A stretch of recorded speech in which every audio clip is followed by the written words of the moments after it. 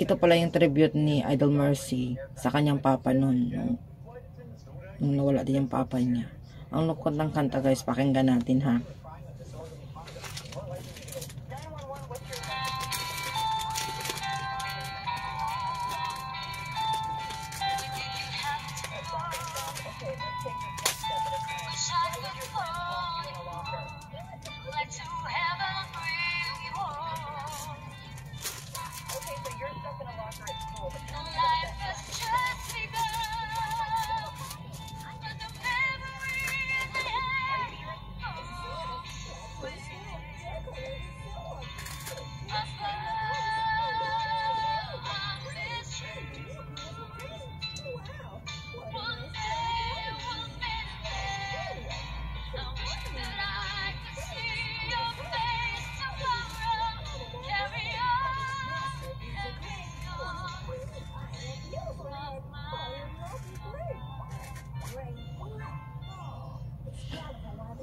Kalungkot no, na yun ang tribute niya sa papa niya, tapos siya din nawala.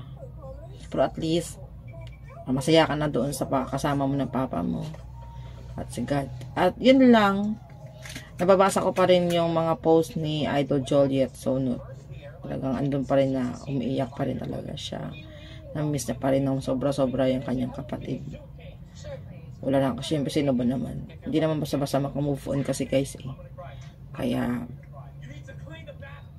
yun na lang, hope and pray na maging okay ang lahat para sa kanila, kasi malapit na rin yung concert ng Aegis sa February. Yun lang guys, and thank you always sa lahat ng sumuporta sa Aegis. Syempre marami tayo, di ba? At patuloy tayo magsusupport pa rin sa Aegis. Alam ko hindi pa rin makamove on ng lahat, kasi sa araw-araw ba naman makikita natin sa social media yung mga posts about kay Idol Mercy, at ang mga kanta maririnig pa rin talaga natin yan paulit-ulit. Maraming salamat and God bless.